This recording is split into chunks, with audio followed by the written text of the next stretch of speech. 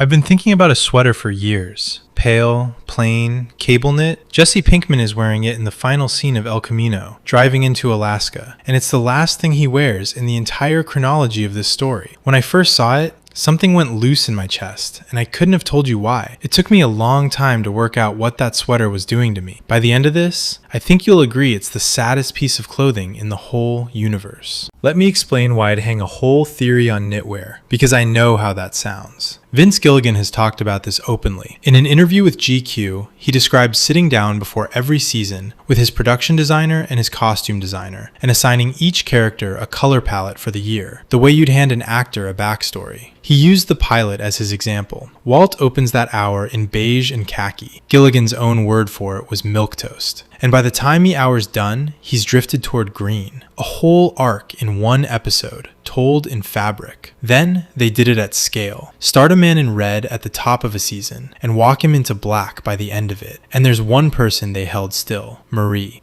She's in purple in almost every episode she appears in, and I always loved that, because it gives your eye a fixed point to measure everybody else against. And then Hank dies, and the purple stops. In the finale, she's in black and white. When she turns up years later in the last episode of Better Call Saul, still no purple. The one constant in this show's color scheme breaks exactly once, and grief is what breaks it. I think about that more than I should. The woman who built this system for the pilot and the first 4 seasons was Kathleen DeToro. She said she works from color outward to shape, and that she went for the palest khakis she could find in the early years, back when Walt is a man nobody at his own school bothers to respect. Jennifer Bryan took over for season 5 and walked him the rest of the way into the dark. So here's what I've come to believe. The meaning lives in the movement. A color sitting still tells you very little. A color changing tells you everything. Which brings me back to a kid in a hoodie. Let me tell you what I notice now every time Jesse walks into a scene. Oversized everything. Zip-up hoodies in all-over prints so loud they look like a screensaver having a breakdown. Novelty tees. Beanies indoors. Sneakers with more going on than most people's living rooms. People who were teenagers in Albuquerque back then say that's exactly what everybody looked like. And I believe them, because those clothes have a specific ugliness you can't invent. Somebody went and photocopied a real place. And every time I bring this up, somebody tells me it makes no sense for a kid in the desert to be dressed for winter. So, gently, Albuquerque's official elevation, measured at the airport, is 5,312 feet. Slightly higher than Denver, the actual mile-high city, and parts of the city climb well past 6,000. The days are sunny and mild, and the nights fall off a cliff. The normal January low is 26 degrees Fahrenheit, -3 Celsius. Once you know that, you start clocking the character's breath in half the scenes, and you can't unsee it. He's dressed for where he lives. Here's the part that got under my skin, though. Jesse's clothes are always announcing something. Early on, they announce that he's harmless. He's the punchline of every room he walks into. He knows it, and he's decided to get there before anybody else does. Loud clothes let you pick the label people read you by, before somebody else picks one for you. And for a kid whose own family evicted him, who spent his whole life being told he's the family's great disappointment, that's an enormous thing to be able to do. So the clothes are armor, and then, slowly, the armor comes off. And it starts happening far earlier than I ever realized. Watch what follows season 2. Jane dies, rehab, and Jesse's whole palette begins to drain. The prints thin out, the colors drop away. By season 4, the silhouette has tightened right up. Slim dark jeans, plain solids, that leather jacket. Costume writers have been pointing at this for over a decade, and once you've seen it, you can't stop seeing it. The damage is what dresses him. Every terrible thing that happens to that kid takes another color off him, and by the end, there's almost nothing left to take. Which means the sweater in Alaska is the final step of a fade that started 5 years earlier. He'd been arriving there the whole time, and I never noticed. One more thing, and I love this. The very last time Aaron Paul ever played Jesse was Better Call Saul in 2022, an episode called Waterworks, and it's set back in 2004, outside Saul's office in the pouring rain. They put him right back in the beanie and the loud hoodie. In broadcast order, the final image of the character is him at his absolute loudest.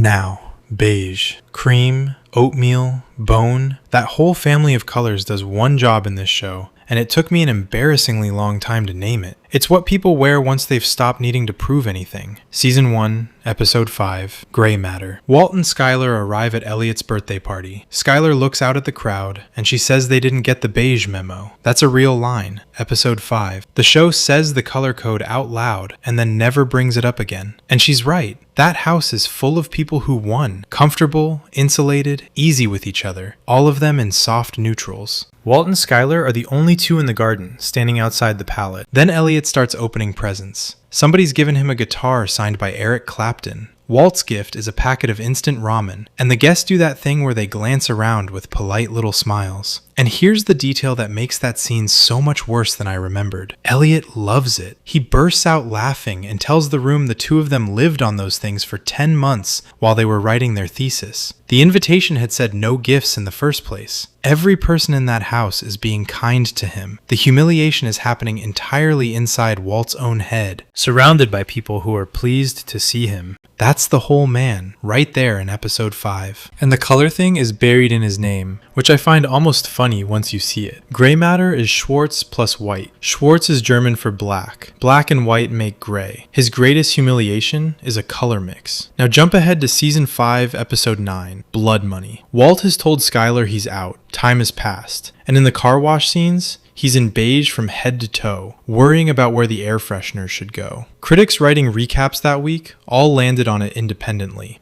Some viewers noticed the outfit rhymes with what he wears in the pilot. And it's a lie, obviously. That same episode opens on a flash forward. Bearded Walt, dark jacket, the house destroyed.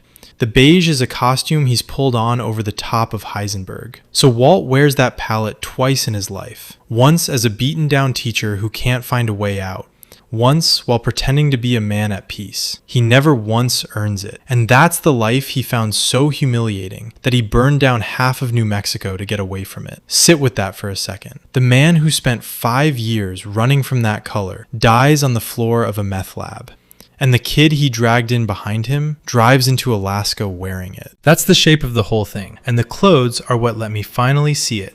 Walt travels one way, khaki to black, milquetoast to pork pie hat. Jesse travels the other way, slowly, over years, one bad thing at a time. And here's what turned this from a fun observation into something I actually feel. Jesse never wanted any of it. Walt's confession at the very end, that he did it for himself, that he liked it, that he was good at it, that it made him feel alive, is a sentence Jesse could never have said about a single day of his life in that business. What Jesse wanted was a wooden box. Season 3, Kafka-esque. He's sitting in a rehab group and he tells them about a Votech woodworking class he took in high school. His teacher, Mr. Pike, looked at his first attempt and asked him, with no cruelty in it at all, whether that was really the best he could do. So Jesse went back and made another one, then another. By box number 5, he'd built something real. Peruvian walnut with inlaid zebra wood, fitted with pegs instead of screws, sanded for days until it was smooth as glass, then finished with tung oil. The group leader asks him what happened to the box, and Jesse says he gave it to his mom. Then the leader starts encouraging him, talking about art co-ops, night classes at the university, how it's never too late. And Jesse can't sit inside that for even a minute. So he takes it back. He didn't give the box to his mom. He traded it for an ounce of weed. That's the part that guts me. He gave himself one nice thing for about 30 seconds, and then he reached over and took it away from himself, in front of a room full of strangers. Nobody made him do that, and that's the kid. A boy with a genuine gift in his hands, who keeps swapping it for the fastest way out of the room, and who can't hold still long enough to let anybody be kind to him about it. Alaska has been waiting for him too. In an El Camino flashback set roughly a year before the end, Mike tells him that up there, he could be anything he wants. Jesse says what he wants is to put things right, and Mike tells him no, that's the one thing he can never do. Then, in Season 5's Confessions, sitting in Saul's office waiting on the disappearer, Jesse picks Alaska himself. So that final shot is paying off a choice this kid made months earlier, and it's still carrying a question Mike already refused to answer for him. He drives into a wall of pine and snow, black jacket hanging open over the pale sweater. The armor's still on his shoulders. He's just stopped zipping it up. The film tells you how to read clothes, right out loud, and I missed it completely. Jesse's hiding at Skinny Pete's, and as he's leaving,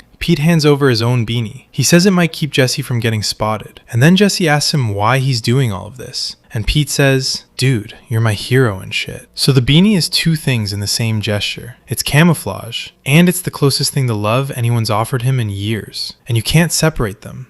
That's Jesse's entire relationship with clothing, handed over in one scene. Take that to the last shot. The man driving into Alaska is called Mr. Driscoll. New name, new papers, new state, and the sweater belongs to that kid. It's what you wear when you can't afford to be memorable. For 5 seasons, I watched that kid dress like he was begging somebody to look at him. The last thing he ever wears is the first thing that asks to be left alone. That's why I can't quite call it a happy ending, and why I love it more than I'd love a happy one. Nothing in that wool undoes what's inside him. He's a man still flinching in his sleep. He's driving toward a life he'll never be able to explain to anybody. Not a friend, not a partner, not a doctor, without losing all of it. Every soft, warm, comfortable thread of that sweater is holding something shut. And here's what finally got me. That small, ordinary life Walter White found so humiliating that he became a murderer to escape it. That's the prize. That's what winning looks like in this story. A cold road, a quiet morning, and a sweater nobody would ever look at twice. I think about Jesse far more than I think about Walt, and it took me years to work out that this sweater is the reason. Walt put a costume on so he could become somebody. Jesse spent 5 years having his stripped off him, one loss at a time, until there was nothing left to wear but plain wool. Mike told him he could never put things right. I think Mike was correct. I think Jesse drove to Alaska anyway, and I still don't know whether that's hope or just endurance. So tell me where you land, and be specific with me, because I go back and forth on it. Is that sweater his freedom, or is it his hiding place? Did he get out, or is he hiding for the rest of his life? Comments below. And if there's a costume detail anywhere in this universe that rearranged the show for you the second you clocked it, tell me that one as well. I read them all.